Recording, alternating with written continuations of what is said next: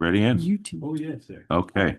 I'd like to call to order Historic Preservation Board, City of Lake Worth, January 14, 2026. Could I get roll call, please? Yes. Elaine DeRisso, Laura Devlin, Here. Bob Dorenzo, Here. Michelle Huffman, Ken Gross, Here. Ed DeVoe, Here. Ed LeBlanc. Here. You have a quorum. Okay. We're going to do a new member oath. So our new members need to stand up, please. Raise your right hand.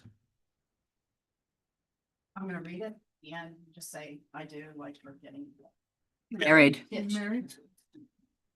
Do you solemnly swear or affirm that you will support, protect, and defend the Constitution and the government of the United States and of the state of Florida against all enemies, domestic or foreign?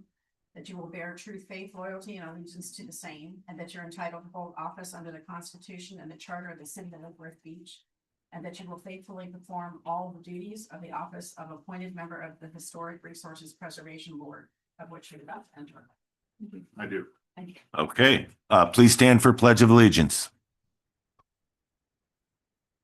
I pledge allegiance to the flag of the United States of America and to the republic for which it stands, one nation, under God, indivisible, with liberty and justice for all. Guys did that pretty good. Okay, any additions, deletions, reordering, and approval of the agenda? None from staff. Okay, so we're good. All right. right. We need an approval of the minutes from December 10th, 2025 regular meeting. Make a motion to approve the minutes of the December 10th, 2025 regular meeting. Okay. You can't vote, I think, or you Can I make can't a vote. comment? You were here. Yeah, you can make a comment Yeah. before we vote. I just wanted to ask that you don't have my name in the roll call. You have it down on the bottom, just that it doesn't really say anything. Can we just add that I was present at that meeting down at the bottom of the previous minutes? So at that point. You were not on the dais. Yeah, but at the very bottom, it says board member, newly appointed board member Ken Gross. Can we say was present at this meeting? That's still a comment. Where are you looking? I'm sorry. Oh, no.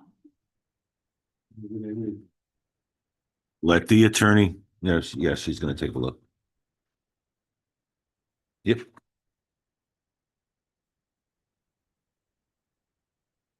At the very end of page, whatever the last page is, board member comments.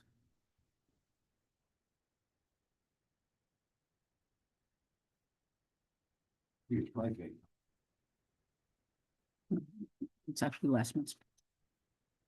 It's not gonna be on there. I don't know why I'm looking. I think you could add was recognized, because I think that that's the point. That was the point of the board member comment, was recognizing the new Okay, member. then that shall be stated within the minutes. Thank you. I got a first, I got a second. All those in favor? Aye. Aye. Okay, swearing in of staff and applicants.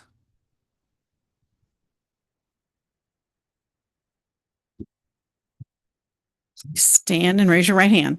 Do you swear and affirm the testimony you give will be the truth, the whole truth, and nothing but the truth? If so, say yes. Yes. Thank you. Okay, proof of publication we did receive. Withdrawals and postponements, we're good. Okay. Public hearing, board disclosures. Any disclosures from our board? I'm just going to basically state I know Mr. Tanner and This guy. that guy. Jeff Jeff Harris that are going to be coming in front of us. I also know Mr. Tanner. I do not know this guy. But now I Okay. do. There you And go. then I am within the 500 foot of the property on Ocean and my residence, although I don't think that has any impact on Your decision. my decision tonight. Okay. I saw her grab the microphone. That's the second one. Before we start with that one, if we could take a little break just so you and I can talk, just to make sure. Voting conflicts of interest are not necessarily based on your ability to remain neutral on the issue before you. It's more a matter of fact of how close you are and how many other people would be similarly impacted. And then the state and Palm Beach County, through their ethics regulations, say that you're not allowed to vote if you fall within a specific subset of people. So even though you could remain neutral, the state and the county have said that doesn't matter in that. When it's in that those close circumstances. proximity. Correct. So let's chat Does that before we. apply in this? We'll have to chat about the Okay. facts before we start. All right, so we'll start with the appropriate one, A. 00311.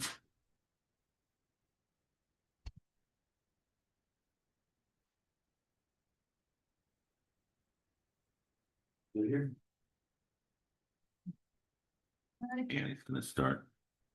I don't believe the applicant is here, but I'll give my presentation and we'll go Okay. from there. All righty.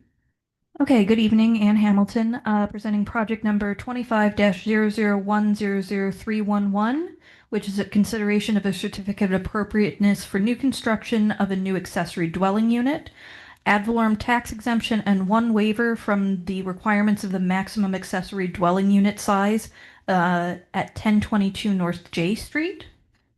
Here's a map of the property. This is in the Northeast Lucerne Historic District and is in the single-family and two-family residential zoning district.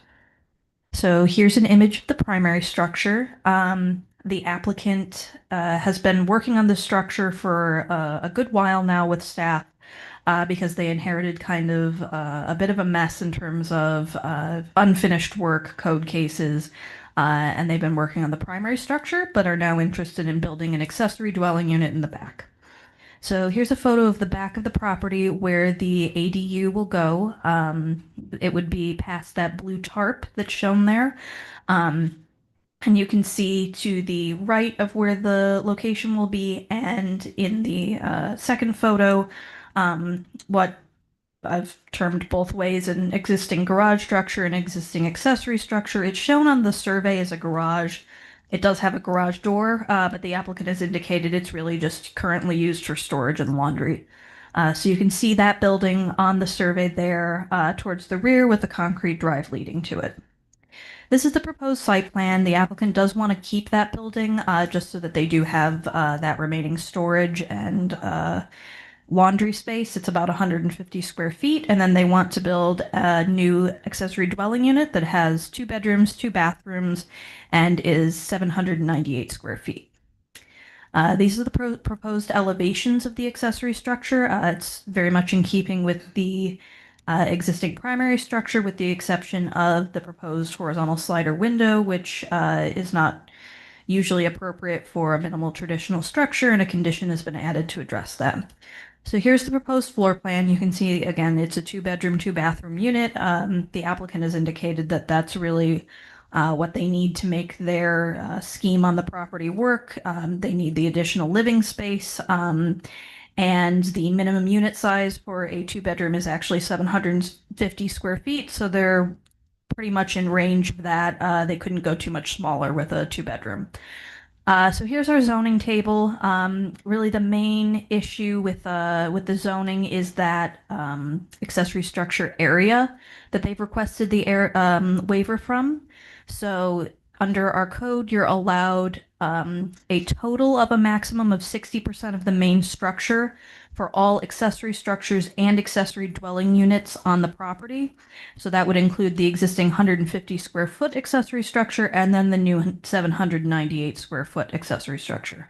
That totals out to about 96% of the existing structure's floor area, as opposed to the allowable maximum of 60%. And then there's just one note here. The applicant has provided the correct parking requirements to replace that garage.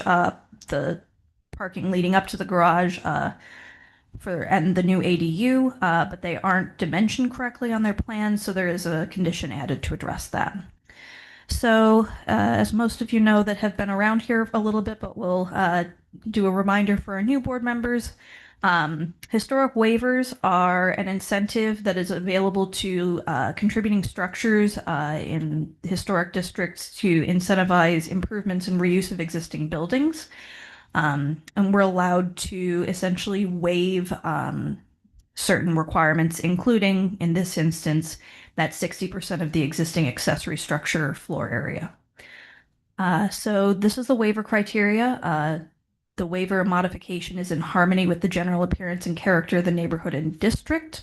Accessory dwelling units are common in this area. They are permitted under the zoning code, and it meets all required setbacks. The project is designed and arranged in a manner that minimizes oral and visual impact on adjacent properties while affording the owner reasonable use of the land. This will allow the applicant to not put any impact on the existing historic structure while still giving them new usable floor space in the form of 2-bedroom, 2-bathroom unit. The waiver or modification will not injure the area or otherwise be detrimental to the public health, safety, or welfare. It does not, and it is the minimum necessary to allow reasonable use of the property while preserving its historical attributes. And as I said, this allows them to keep the 2 existing buildings in their current state without making any alterations or adding square footage while still adding some living space. So it does meet our requirements for new construction, with the exception of that one window that I pointed out earlier. And the applicant is also requesting an ad valorem tax exemption. So this, as we've gone over a little bit before, would allow the applicant to exempt 100% of the assessed improvement value of the new structure for a period of 10 years from their property taxes, specifically the ad valorem portion. Now, you as a board at the moment would be approving the pre-construction portion of that application. Once the work was completed, the applicant would need to come back in with a post-construction application to ensure that the work was done appropriately, and then that would ultimately be decided upon by the City Commission. So the criteria for that is that it needs to be a contributing structure. This is a contributing structure. That the proposed improvements are consistent with the Secretary of Interior standards for rehabilitation, and by meeting our design guidelines, they do. And whether the improvements are for a nonprofit or governmental purpose, and they are not. So we are recommending approval with conditions as it meets the waiver, ad valorem, and new construction criteria, and does not affect the current structure's contributing designation while allowing for an ADU to be built. So if you would like to motion for approval, we have recommended these conditions, and here are the recommended motions. And one thing that I do need to point out is there is one error in your staff report for the maximum floor area ratio. It's listed as provided as 0.5, which would be above the maximum. The square footage numbers are correct. It is actually 0.38 though. Thank you, Ann. Could you go back one slide, please? Mm-hmm.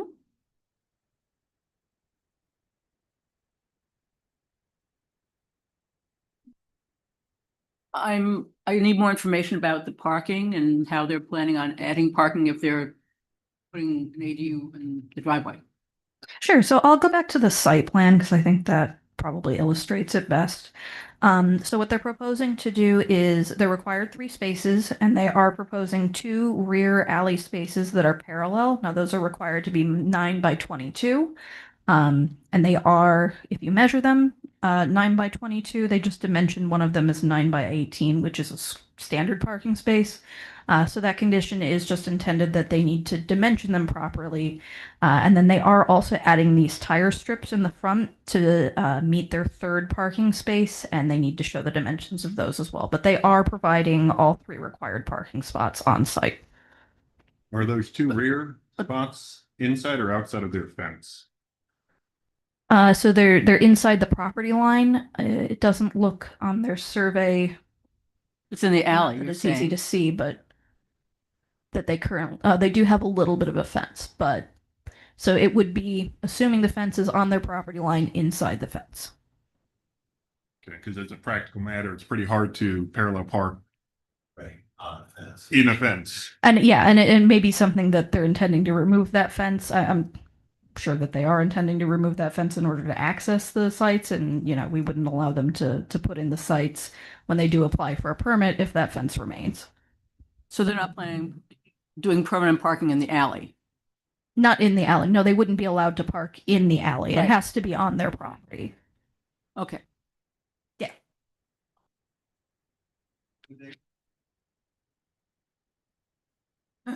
Would they not be allowed to, count spaces in on their, spaces on the street?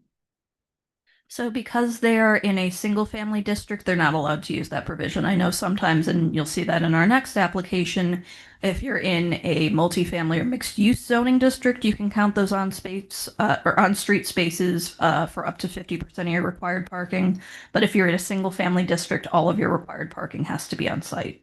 Okay, thank you.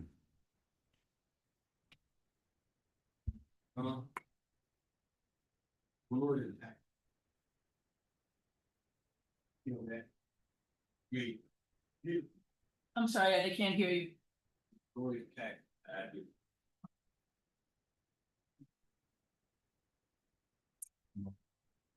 There we go. The Valorian tax exempt. Is there a way to kill that? The reason is, I mean, the city's already in a punitive state already, and it needs every dime. And of course, you guys got to get a raise and keep giving 10 years and that and whatever, and it all adds up. It does. I mean, Killing it permanently for everybody or for this project? well, as long as we sit here, we shouldn't approve not one. Because the city is dying for money. Well, we understand that, but they're entitled to that. What they entitled and what we could afford is two things. Well, I understand. I mean, if they can afford to they improve their property, the city should be able to afford to reap the benefits like everybody else. I mean, I understand it. think it's a law. I mean, you're It's talking not- about changing a law. Has the applicant indicated their proposed use for this property? Is it for multi-generational living, granny flat, or rental income? I believe they said that it's for family members. I mean, I'll be completely honest, that's what pretty much everyone says. So the best thing we can do is take them at their word.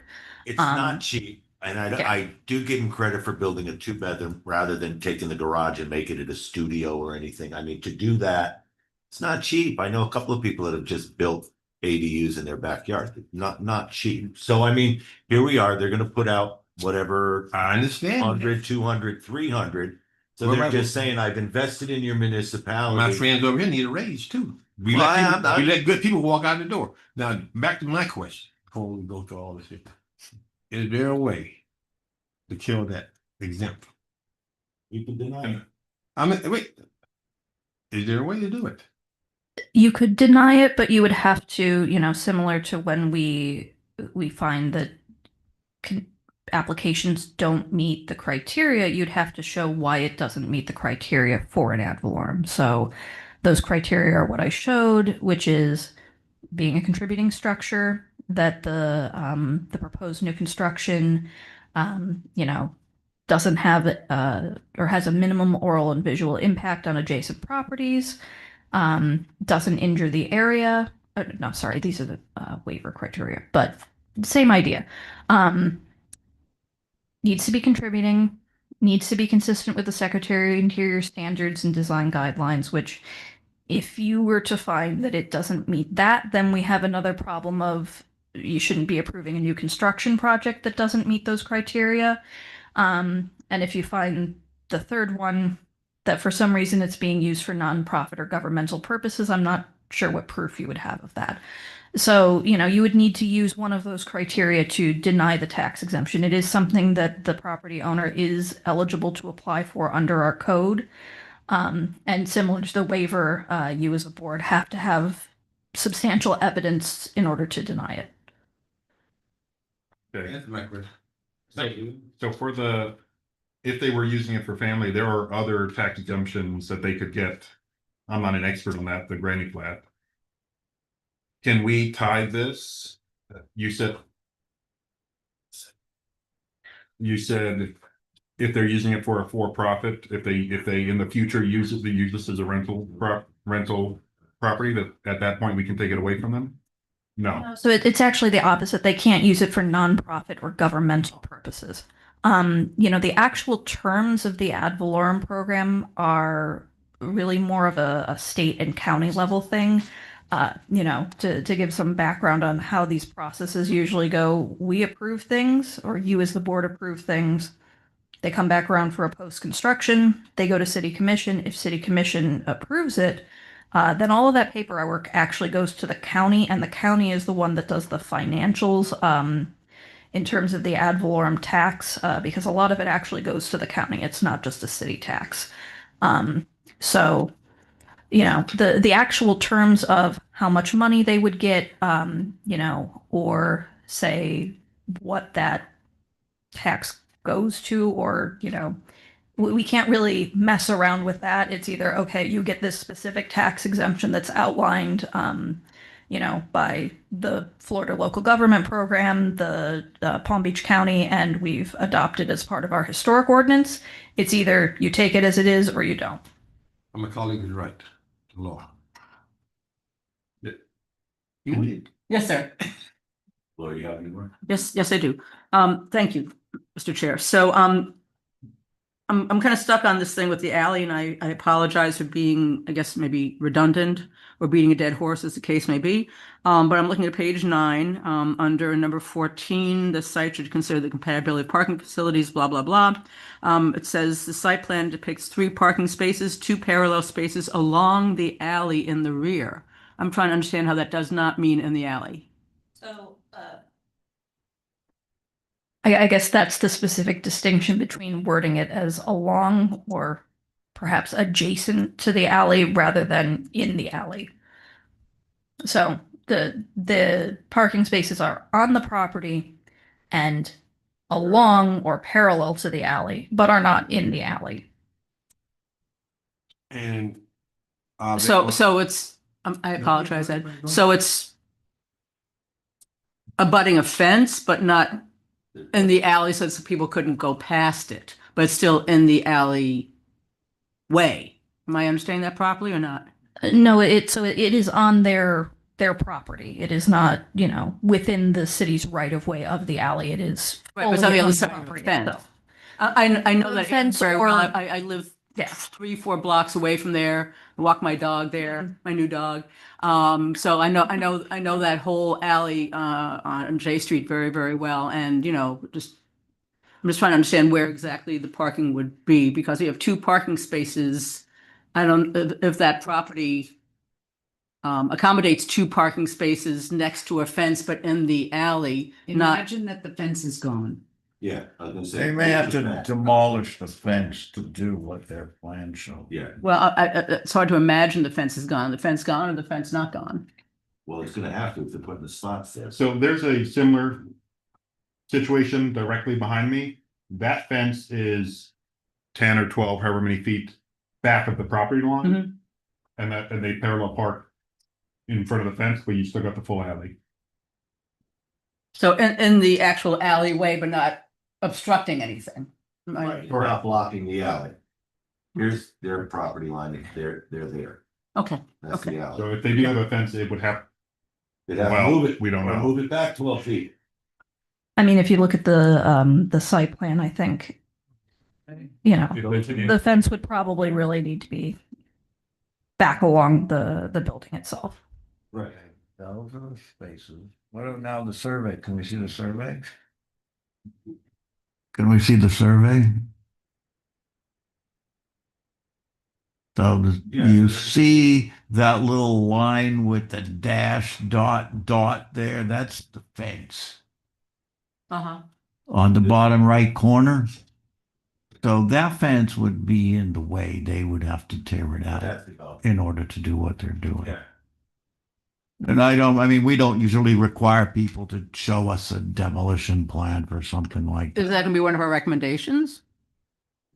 No, you're not- They would have no choice They'd have other no than to choice. do They that. Put the spaces on their property with the fence there. Go back. But unless it's in their proposal or it's our recommendation, it's doesn't exist. Okay, It's like, well, they have to do it. Well, they have to do a lot of things, but it's like, we're not requiring them to do it. They're not saying they're gonna do it. there's the 3 spaces. The one in the front, they're gonna be the ribbons. The 2 in the back are within their property. East of the alley. Okay, do they have a curb cut in the front and are they required to for that type of parking? So yes, they will need a curb cut, but we aren't in charge of that. They'll need to go through Public Works to get that. So this whole plan is contingent on that as well, so they could have, otherwise they'd have to come back and ask for an exemption to the free parking spots. Correct. Right, well, they're not gonna have an issue with that, but I do have an issue because she was commenting on the alley.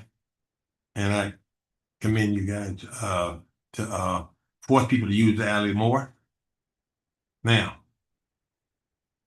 are there anybody doing any improvement to the alley?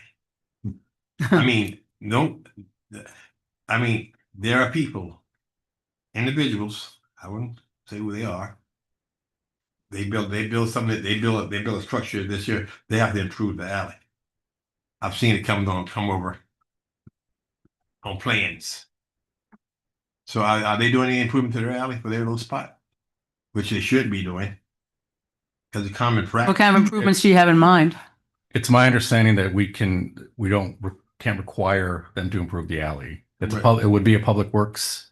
We'd have to talk to Public Works, but we can't condition this to require them I to. understand, on some plans, you guys force people to improve the alley. So it's, I mean, if we do it for one, we gotta do it for everyone. I was just waiting for I looked at it, it wasn't there. So I mean, if you take it away, we gotta take it away for everybody. I think more often though, those are multifamily I projects. am talking about duplexes, triplexes, quadruplexes, and multifamily. I've seen it. So this is I wanna know considered why- a single why is that family, happening? Single family, well, a single family with an accessory unit. So that's a single and two So you family want me- classification, not multifamily. The common thing is milling. They wouldn't be able to put milling in front of the alley to take care of their property. I know in the next one, include their property, but more milling, so forth. We have enough milling from one end of the one street, fourth to third. I mean, it's a process because the city don't have the money to do it. So we don't really have jurisdiction over the alley in planning and zoning. Like Scott said, that would be a Public Works matter. Yeah, we don't have any purview over that, Ed. I wonder if, I'd like to finish what I was trying to say before, however. Still on page 9, it says here, under historic preservation ad valorem tax exemption, while the applicant has commenced construction, their improvements were previously approved by the Historic Resources Preservation Board. No, that's also copied from another old staff report. I'm sorry about that. Okay, that's not applicable. Yes. Okie dokie, thank you. anybody else? Can you show me the picture of the garage again? Okay, so. And then back to the site plan, the proposed site plan. As a practical matter, are they planning on doing work to this garage, like removing that garage door that would now be 8 to 10 feet facing a wall of the ADU now? Because if they're planning on doing that, that should be part of this whole project. Yes, and from all of our previous conversations, no, they are not touching that building at all. Door that opens up to the wall of the ADU. As far as they've represented it, and They're just using it as storage. yeah. And along one to go. Ostensibly. Lawnmowers and bicycles. Yeah. Yeah. So, back to my point. I'll let it go in a minute. So for single family homes, they don't have to do that. Multi-family homes, they do. Oh. Just for the record. We can check the code on that. Ah, you're good. I could get a motion on that, please. I have one more thing. Oh, I'm sorry. You're all right. I see the proposal for the way the proposed ADU is supposed to look. I'll make sure it's, historically. And that's historically consistent with. Really, my only objection to it is that horizontal sliding window, and the recommendation is they switch that out for 2 paired single hungs. I think That's gonna be a that condition. Yeah. Okay, thank you. Yeah, no motions. Oh, shit. You're gonna make me work. All right, let's see here. Your issue. I got my dog last week. I was very excited, or last month. I was very excited. All right, I move to approve HRPB project number 25-00100311 with staff recommended conditions for certificate of appropriateness for ad valorem pre-construction approval of a new accessory dwelling unit and one historic waiver to exceed the accessory structure size limitation at 1022 North J Street based on the competent substantial evidence in the staff report and pursuant to the City of Lake Worth Beach land development regulations and historic preservation requirements. Second. I have a motion and a second. All those in favor? Aye. Aye. Passages, man. Now we're gonna take a 2 5 minute minutes? break, 5 minutes.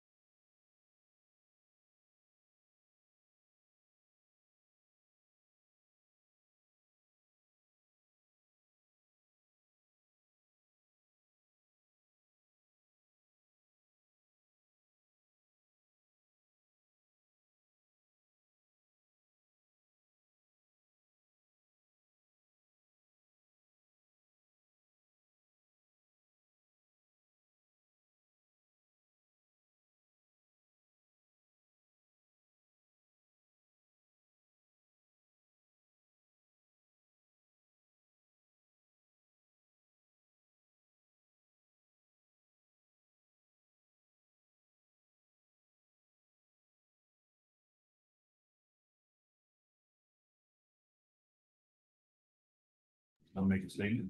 You can make it. Go ahead and. What is it called? A proclamation? Yes. All right, well, let's, HRPB project, 25-00100314. We have a statement.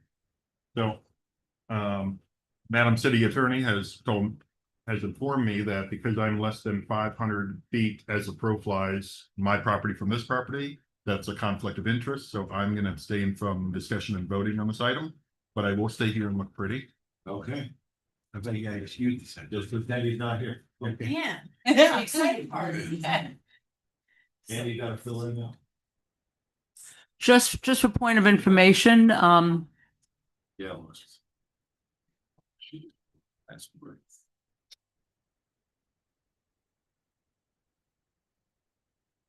sure. Attorney Lenehan? She's busy. Just a question, and just a curiosity thing, not any judgment or anything like that. I know that the chair has had to leave before, actually had to physically leave the room. So I'm just wondering what the difference is in these things, just informational.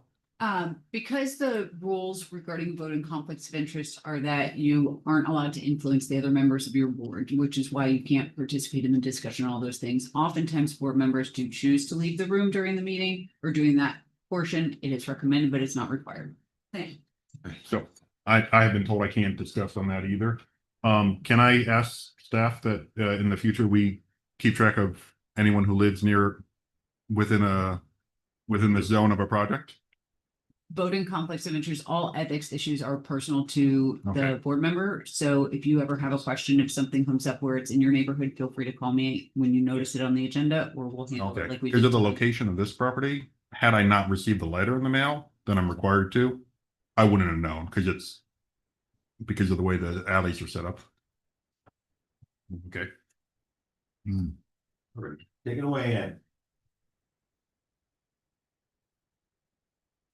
Okay, Ann Hamilton presenting case number 25-00100314, which is a certificate of appropriateness for new construction of a multifamily apartment of approximately 3,675 square feet at 309 South Ocean Breeze in the South Palm Park Historic District. So here's a location map of the subject property. It is in the multifamily and two-family residential zoning district and is currently a vacant lot. Here is an aerial and a survey of that vacant lot. As you can see, there's nothing there. So here's the proposed site plan. It is a 3-unit building. They're allowed that under their allowable density. And this application is currently in the process of awaiting resubmittal for minor site plan review. So the site plan has been largely reviewed and approved, but there are a couple of minor things that we're still working out with them relating to some of the conditions. So here's the proposed front elevation. They're going for a streamlined modern style. The proposed rear elevation. So as you can see, each unit has its own access, front, rear, and then there's a courtyard for all 3 units that includes a pool, and everyone gets their own sort of private outdoor space. And this is the 3rd unit's access on the side. So here are the proposed floor plans. You can see in a little bit more detail how those units are accessed. 2 of the units are identical, and one of them, the middle one, is slightly different, but they all have the same number of bedrooms, which is 2 bedrooms. Here's the 2nd floor and the streetscape. So as you can see, it's pretty much in context of several other 2-story buildings around it. And generally fits in well with the neighborhood and style as well. Here are some renderings we can flip through so you can kind of get a more 3D perspective of the building.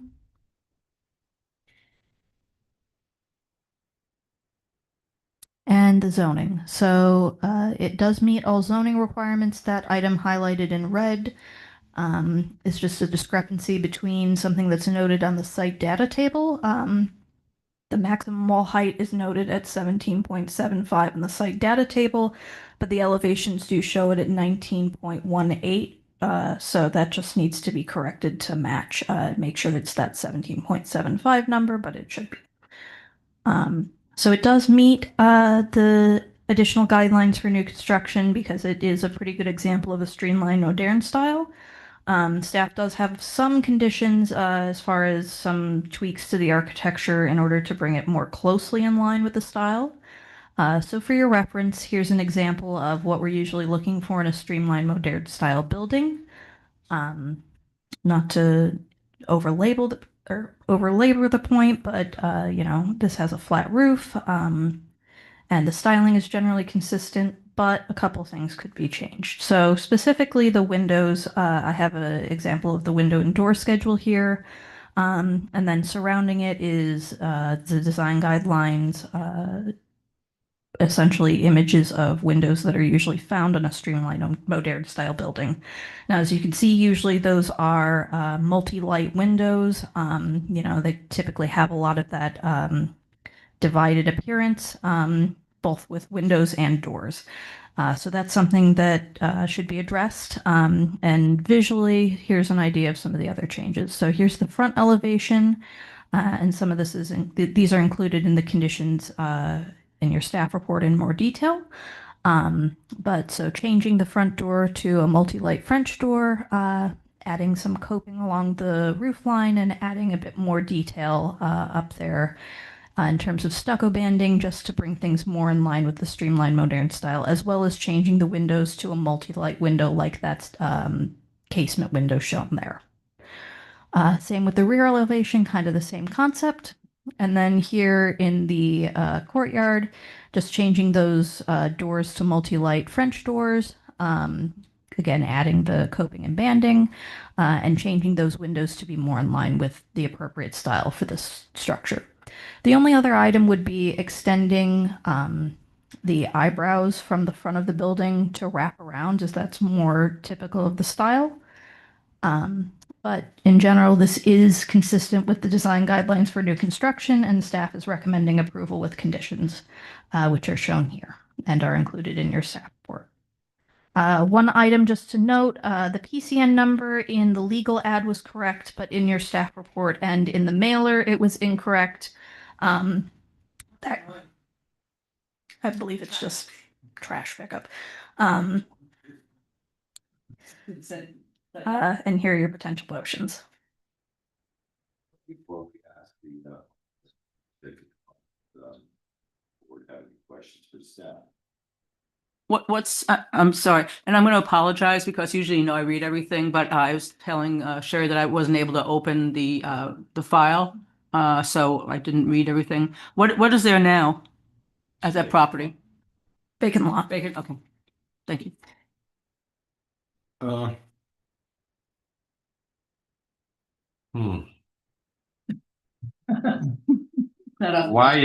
Why is it the site plan approved for you? No, I like to see the whole package when you bring it. Bring it piecemeal, and then you can't even gonna try to piece it together after we leave here. That's not. I don't think that's. You just have a total site plan. So that was at the request of the applicant. They did want to come before you as quickly as possible and then finish out the site plan conditions. I will say what they've gone through is it's really minor alterations. So why can they wait till they got to the FEMA report? Right now we have these here new construction going on in South Pondway, Lakeside, and what's happening is neighbors, they want to see the city grow, but all of a sudden you see these here building pads exceed 4 feet, 5 feet, 6 feet, 7 feet because of the FEMA report. So I mean, it'd be nice to see if we had a finished floor elevation and then compared to the one next door, then we could say, maybe we could comment on that. So that's not in the blinds don't. That's not going to be affected by the site plan. Their finished floor elevation is shown on their elevations and is correct. It's just notated wrong on their site data table. But they do show their FEMA elevation. Their elevations do show the correct. They have taken that into account. And what about another thing about the swell line, so the water don't impede on the next one's property? You should see you should see the whole thing and examine the whole thing and make sure it don't impact the people next door or who we're trying to build. It's piecemeal. So I can say that the site drainage was commented on during the site plan application process, and all of those items are to be addressed at building permit. So, even in the next round of review, there shouldn't be, no, it won't, but you also aren't reviewing their drainage plan. The site plan reviewer did and has already reviewed it. But me sitting here, it being in construction, I like to see the 100 site plan, 100. Well, what's going to be there? And if there's a problem exists, at least it's on the plan, it's on the print. Right now, as it sits, we got piecemeal, and he knows it. He's in the construction field. Yeah, maybe the applicant can address why they requested to come before you before finishing the minor site plan process. Before, I have a question. And just to be clear, because I saw the staff recommendations that you had on the drawings, are those included in the conditions of approval? That's what's in here? Yes. Okay. And they were very good comments. We're good. Great. May I? Okay. My name is Jeffrey Harris. It is on. It is on, I think. Everybody can hear me, right? All right. My name is Jeffrey Harris. I'm an architect here in Colorado. I live at 215 Winona Place in West Palm Beach. This is the owner of the project. Daniel Tanner. I live at 411 South Ocean Breeze. If I can, first of all, let me address the drainage because this is in the middle of minor site plan review. We have, having been on the board here before, as a member of the board, we never really have an opportunity to look at those. And I can understand why you'd want to see them, but at the same time, that's a slot that somebody else within the government, within the building department or the engineering department reviews because they have the necessary people available to do it. And we can't get our building permit unless our drainage plan works. So I can assure you that it will work. It's not going to be, we're not trying to slide something under the table here. A couple of things about the project. Yes, Ed, as far as the site plan is concerned, maybe we can go to that quickly and look at it. The elevations for each of the units, the floor elevation for the first floor is given there. This is currently in flood zone X, pending flood zone AE. The elevation, the base flood elevation in AE is at this location is 8 feet. The old flood zone X elevation is, as you probably know, it's the crown of the road plus 1 foot. The crown of the road in this location is 7.99 feet. So they're basically the same. Nothing has changed from X to the current flood zone.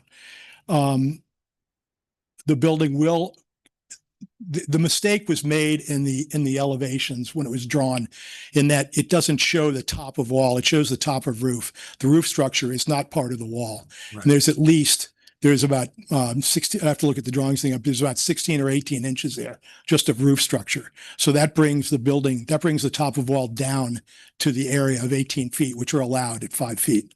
So that is already on the drawings. It's just incorrectly labeled. If you look at the elevations, you'll see that the number that Anne was referring to, which, is all she had. It's not her fault. It's the second line down from the top. And it's at 9, I think it's at, the NAVD number is something like 20. I can't read it from here, but it's 20 something feet. The actual physical number is more like 19 to the top of the roof. So the roof structure drops that down and gets us back into the 18-foot tall maximum allowable wall height there. The only question I have regarding the conditions, well, two questions actually, is when you're saying you want to see simulated divided lights in these windows. Not simulated, true. Well, no, they're simulated. Applied. I understand what you're Yeah. saying. They're still simulated. But not grids between the glass. No, right. Well, we would put the grids in between the glass as well, so they'd look more like real divided lights. The way the window manufacturers make them that way. They're better windows that way because you're not looking through and seeing how obviously fake they are. But what I'm trying to get at here, one thing I'm curious about. Well, first of all, I'm willing to do that. I'm absolutely willing to do that. I would rather not do it for the picture windows. I'm completely comfortable doing it in the smaller windows and they're actually single hungs here, but I would put the horizontal divided lights in those to simulate that condition.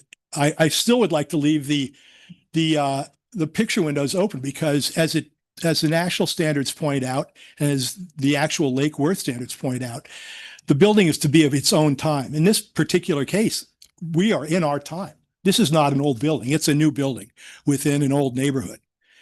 Yeah, see, you're talking about bigger windows. Yeah, the larger windows, right? The large with excluding what's to the left of it? That's right. We'd add simulated divided lights where the current sash bar is Okay, on those. the big square staying. Yeah, I'd prefer to do that. I mean, I'm willing to do it. I think I'm willing to change that if you really want to do it. But to me, it's just not that important an issue. I mean, it makes, again, it kind of defeats what I thought the national standards are all about. And that's doing something that graciously looks at older buildings and tries to adapt from those buildings, but not necessarily completely imitate them. I think the national regulations actually read exactly that way, that they ask you not to imitate and create a sense of false history. So that's something I'd like to talk to you about. I'm certainly willing to do it if you really feel that strongly about it.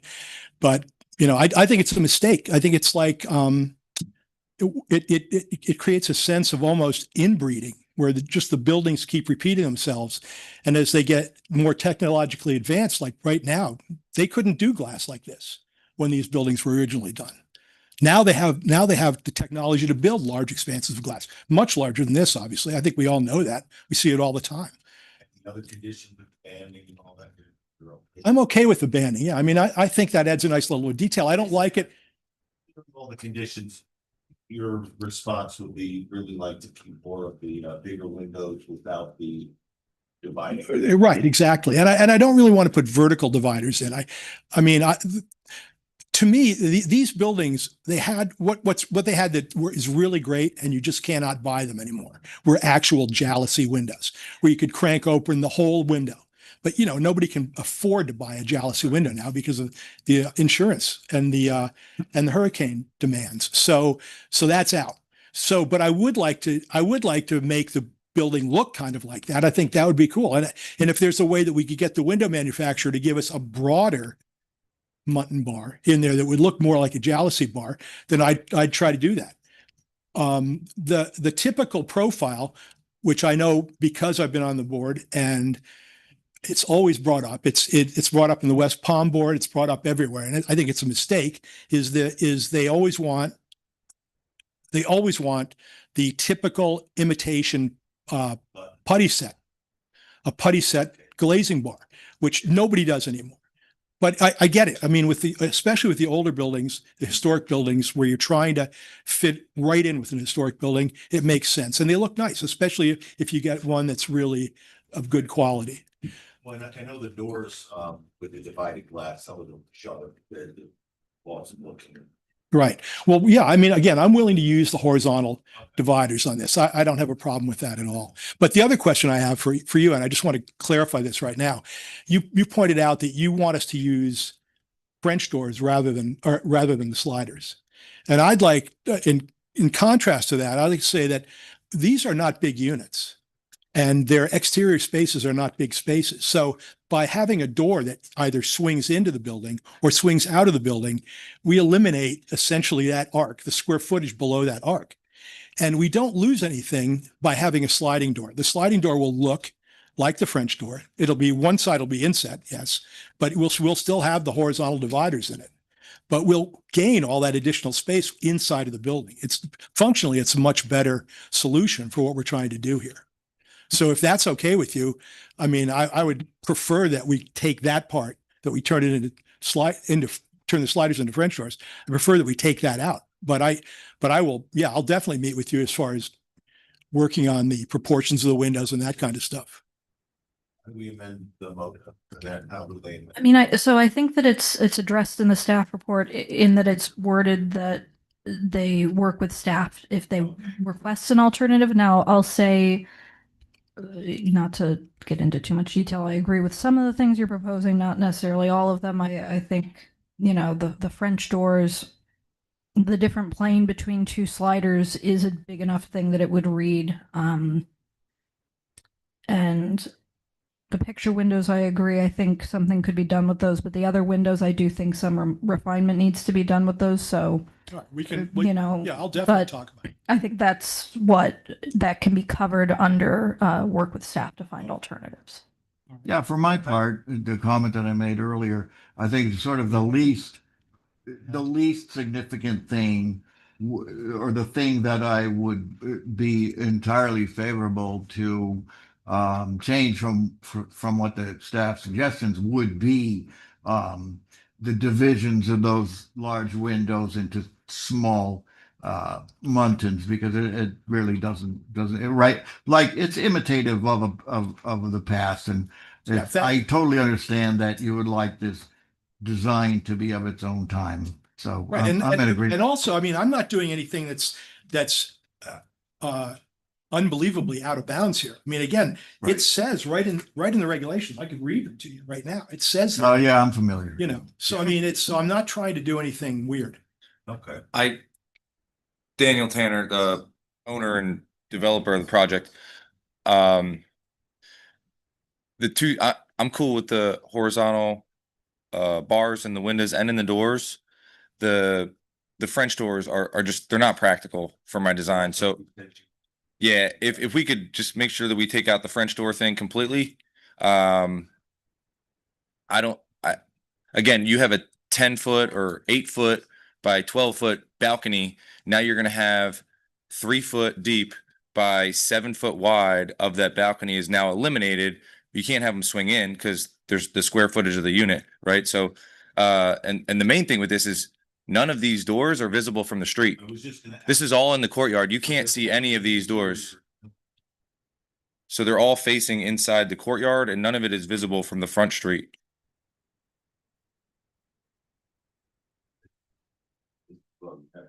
The alley is improved already. There's some asphalt back there, so I got you covered. That's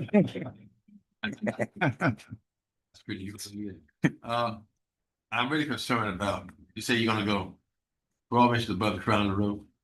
It's really 18 inches, but the elevation have changed for FEMA.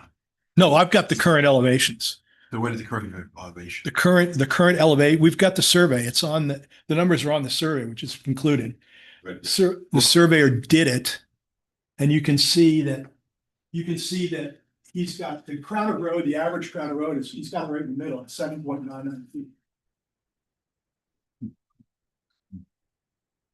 And the NADD number that's required in flood zone AE right now for this location is 8 feet. And each of those, So you have 7 feet now. 7.9. we have 1/100th of a foot less than 8 And feet. you're gonna tell me. What's your first floor elevation? 8 feet? The first floor elevation is, I think, 9 feet. 9 feet. Okay. Which is required to be under the building code. There's a one Current freeboard. current NAV requirement is 8 feet. And what's the plus property 1 next foot door, you know? freeboard. What's that? The property next door. Where's the property next door elevation? If you look at the picture, I don't know the elevation, but it is on a crawl space. It's a wood frame house that's on a crawl space. So it's stem wall. So its finished floor is above mine. Exactly. A little higher. My point is, what did you say? Say it again? Huh? His finished floor is above yours? Yeah. It's a wood frame house on a crawl space. We have the pictures of it if you want to see it. And you comfortable with that? You comfortable with that? Are you comfortable? with Yeah, that? well, I mean, this lot already poses strategic challenges of being on this side. The alley is actually higher than the street. So yeah, I'm comfortable with it. So your elevator is not gonna supersede the one next door. Oh, no, No. no. I mean, you can see in that context elevation right there behind you. You can see where the finished floor of the first unit is, right below that yellow door. And the house right adjacent to it, that's where it is. I mean, it's. And you're gonna make. We are very lucky in that we don't have to put huge podiums on this site. It's not like building near the lake, you know, or in some of the more difficult flood zone areas. We don't have to raise our finished floor But you're in a to flood- say 3 or 4 feet I over. understand, but you're in a flood zone. But we're doing it according to the FEMA numbers. Enough. Okay, all right, thank you. All right. So, looking at the, on page 124, the design guidelines, looking at the doors, the options are, 5-pane French door with horizontal lights, 3-panel wood door, 3-light door, or porthole window. So do you have a thought about which one you would do instead of the front? We'll do the one horizontal ones. The 5-light is fine. It just, can we function that same 5-light in a sliding door versus in a French door? I don't think sliding doors are consistent with the guidelines. No, they're in the back. You're referring to the doors themselves, The front door? front doors. Right. Yeah. They're okay with. Oh, the front door. Yeah. Yeah, I mean, the way that Ann shows them in one of those elevations, I think we just flipped past it. Yeah. And yeah. yeah, that's fine. Right, they're fine with that Okay. We're fine with that. And where were the sliders going to be? on the interior of the. That is the interior. We're looking at the interior right now. Like there, those are sliders, the on top of the balcony. and- They could be sliders and look exactly like that. Oh, awesome. It's a little easier to see in this one with the shadows and Yeah. And that's visible from the street? No. The This is sliders? not. the other thing that I like about the sliders, one last thing about this that I liked about them for this property, for this particular building is that in all cases, even the center unit, I think Ann pointed out that the two end units are mirror images. They're the same unit. The center unit, first of all the public spaces face this little pool, which we intend to be more of a something that you kind of stumble upon rather than a big pool with a broad apron. It's going to be something that has planting around it that overhangs the pool, so it's more like a pool out in the open, a natural pool, much natural landscaping around it. And it actually, that landscaping will provide us privacy across the pool to the opposite unit, for example. The thing about the sliding doors is it's nice, besides the fact that they take up far less space because they don't have a swing, is that when you open them, you get a much bigger opening. For example, and that way we're going to do that in this one is the center unit, obviously, those two doors are sliding away from each other. So that you got essentially, I think, a 5 or maybe it's 4 feet. I can't remember those are different floors or 5 unit sliders, 5-foot sliders. And then on the corners, sliders are the corner panels are sliding away from each other. So we're opening up the corner to the landscape as well. So at any rate, these are all things that they're a little arcane, but that's basically the design intent of the building. This is the private space for the owners as opposed to the public spaces and the service spaces really around the building. I'll just point out that all these smaller windows they're in small rooms. They're in bathrooms, for example. If you could flip to the north elevation. And what are those awning windows? Are they fixed? Or? One more, just the north side for a second. On the small windows? The small windows can all be casements, especially if they're in bathrooms, they're casements. Okay. Yeah, I'll work with Ann so that we'll refine the portions of the windows a little bit. The really small ones, I'd like to keep those as just small punched openings because those are both they're in utility spaces. The one that's the lowest one in the unit you see here, that's in a tiny half bath that's tucked underneath the stairway. Okay. That's why the windows are sort of on a diagonal, right? I mean the window right in the middle is the window at the landing. Okay, as you go up a U stair. The window below is in a little half bath that's tucked underneath the stairway.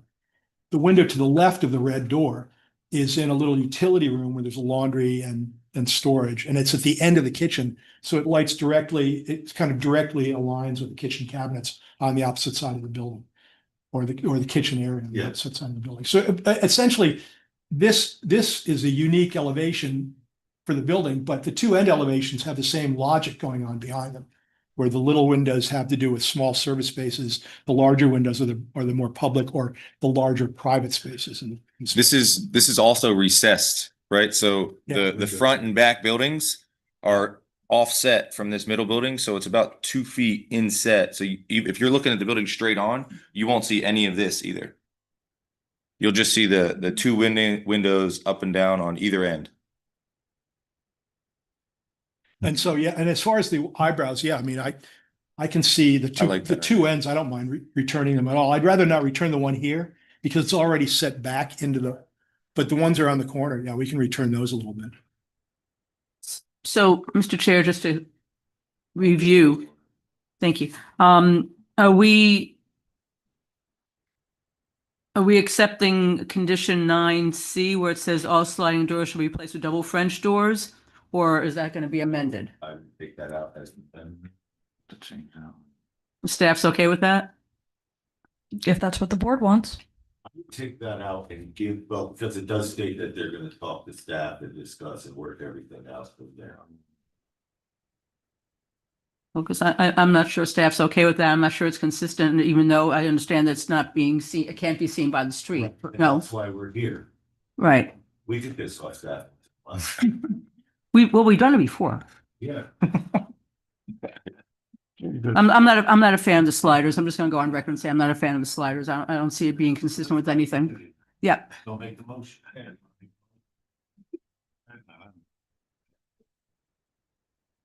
You don't make a motion? I do.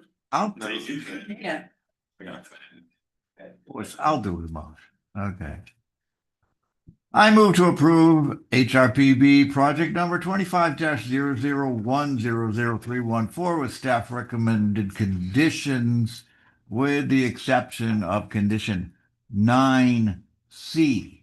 I'm going to assume that condition 9B is okay because it says to be approved by staff and they will work that out.